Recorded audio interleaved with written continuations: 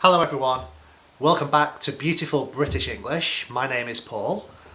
I'm often asked by my students, how can I help them to remember more vocabulary or more grammar rules more effectively? So I'm going to share with you a great strategy to help you learn, remember and recall information.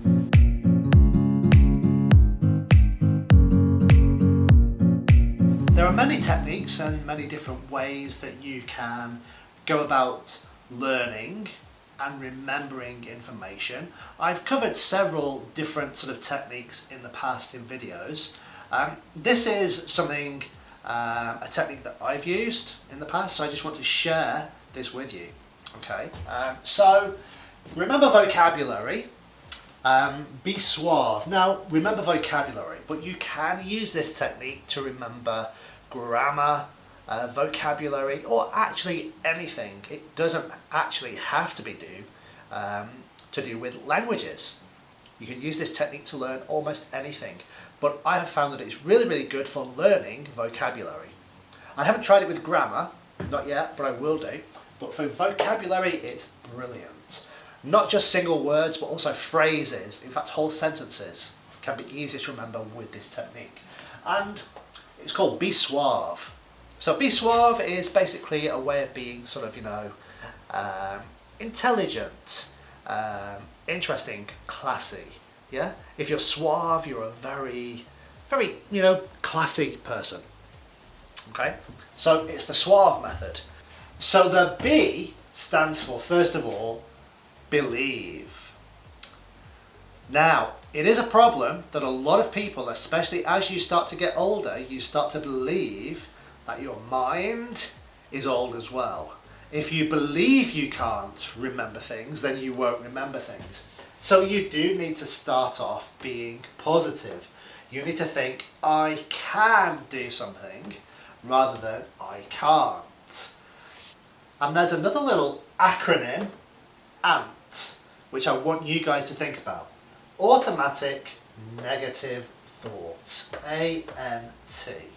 If you find when you're trying to learn something like English, you automatically have negative thoughts about how difficult, you're saying to yourself, I can't do this, I can't remember this, you have to stop that.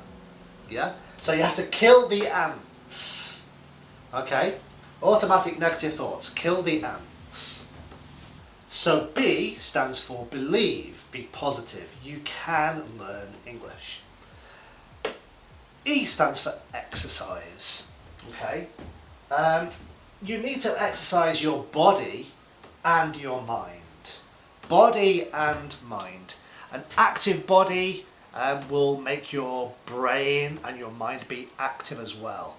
I'm going to do a video next week on some exercises, physical exercises that you can do to help activate your brain and your mind, to get your mind working, and 5 minutes of physical exercises that you can do to get your brain in the right frame of mind before you start learning. Okay? But you do need to exercise your body and your mind. Be active before you try and learn something. Now, when you're learning something, whether it's a word, a phrase, or an entire sentence, speak. Speak out loud. Don't speak to yourself. Make sure that you verbalise what you are learning. Okay? And I would say repeat. Say it to yourself out loud 3, 4 or 5 times while you're learning it. Okay?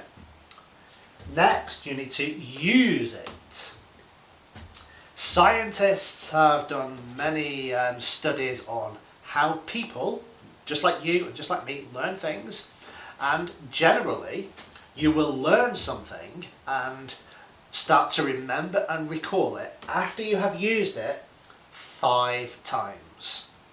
Okay? So use what you want to learn in real life situations at least 5 times, and that will mean that you will start to recall it and remember it easier. Okay, so we have the B, the E, the S and the U. The A stands for ask. And you should ask questions of yourself, of your teachers, of me, of anybody around you. What does this mean? How do I spell it? How can I use it? Whatever questions that you have about the thing that you're trying to learn, you should ask questions. Be very, very specific about your questions, but ask questions. Asking questions allows you to take in more information about what you're trying to learn.